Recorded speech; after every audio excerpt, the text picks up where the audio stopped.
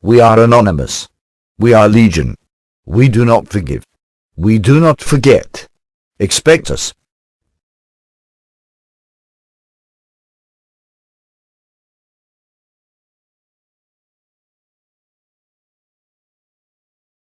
With you having viewed this video, with your department, people in the department having viewed this video, was this individual questioned by your department? Yes, he was questioned. Okay. Can you elaborate on that at all? Unfortunately, I can't. This case is being prosecuted, as you know, by the High Attorney General's office, and I'm not at liberty to discuss their case, which is going to trial soon. Okay. They have viewed this video, I'm assuming, as well. All the evidence we obtained has gone to the prosecutors in Columbus. Is what he is doing in this video illegal? That would be up to them to decide. The prosecutors. Do you know why, he's making some pretty strong accusations in this video, do you know why he was not one of the ones put on the witness stand during this hearing? That's a question I can't answer. That's up to the prosecution, which is, again, the High Attorney General's office. Something else the police chief could not elaborate on was when or where they believe that video was taken. Now, right after I spoke to the chief, I went and took that video to Jefferson County Sheriff Fred Abdullah. While this is not his investigation, he did answer my questions. When did you see this video? I saw it today. You know, I'd heard about it in the past. I saw it today, and it's disgusting. And I've had people call her, numerous people call her, upset. They have seen it. Two women were crying because of what they witnessed. I mean, it really is disgusting to watch that video. You didn't see it before. Could you explain why you didn't look at that before? Supposedly it was up on the internet and then it went down. Someone took it down. Now it's resurfaced. So, I think not many people at all saw it back then. But now it's out there, and now they see what the individual said. Why are you not involved in this investigation? Number one, the victim and her parents came to the Steubenville Police Department. Steubenville started their investigation. It was alleged that there was parties at two different houses in Steubenville. Steubenville police started to bring in numerous individuals, and started to question them about what transpired. Then after 3 or 4 days into their investigation, they found out the crime occurred outside in Jefferson County, which would have been my territory. But they had already started the investigation. At that point in time, I can't go in and say, all right, this is my case, turn it over to me.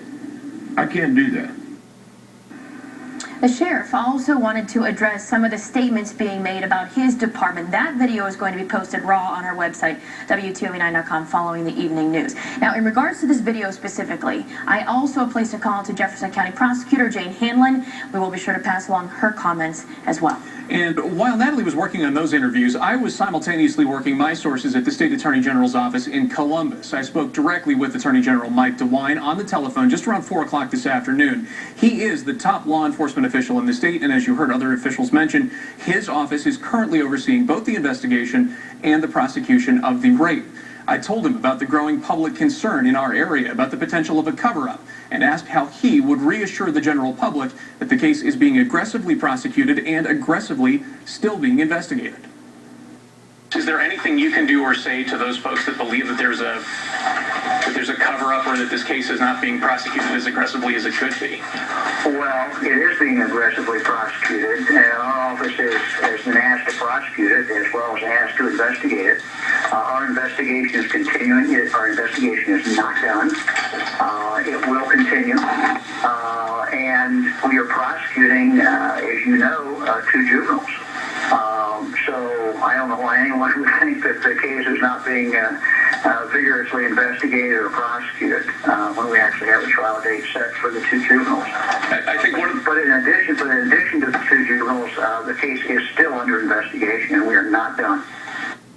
And what I was attempting to ask him there is, when he talks about this case still being under investigation, does that mean that there could be additional people charged? He said he could not comment on that and would not until the case and the trial had completed. He told me that the teen rape case is one of, if not the highest priority case his office is currently handling statewide. And while he confirmed that he too had seen the video this morning, he would not verify that that video is part of the evidence that his investigators and prosecutors are currently working with. The case is set to go to trial with special prosecutors and an out-of-town judge on February 13th, 14th, and 15th. Now, we also sent News 9's Ryan Eldridge to the Steubenville address of the person we believe prominently featured in that viral video to ask him if he'd been in contact with police or had any additional information to share about the case. There was no answer at the door, but a next-door neighbor confirmed it is his address. We're still actively trying to locate the person featured in the video, ask him about those comments, and whether he was a witness to the actual crime itself. Now, we have been keeping you informed on this investigation since the first report was filed with the Steubenville Police Department. For all of our stories related to the Steubenville teen rape investigation, log on to our website, WTOV9.com. Continuing coverage tonight at 5 of a story we've been closely following for you from Jefferson County. Operation Roll Red Roll continues to play out on social media as links to information involving an alleged rape case in Steubenville have been posted on localleaks.com. Hashtag Nightsec, who claims to have hacked RollRedRoll.com, posted the link to the information on his Twitter account. A video has also been posted on YouTube of a male juvenile reportedly on the night of the alleged incident. This video was first posted today under the username Mark Backus.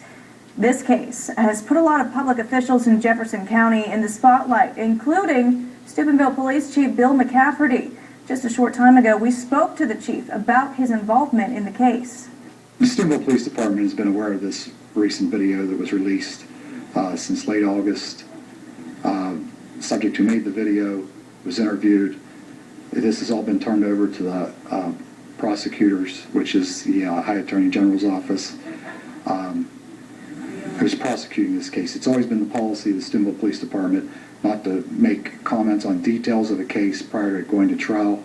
I know this is frustrating for some, but I can't change that now. This is, as you know, a high-profile case, and for all parties interested, I just believe I should not make a comment on this because I can't make a comment on it. It's being handled by an outside agency.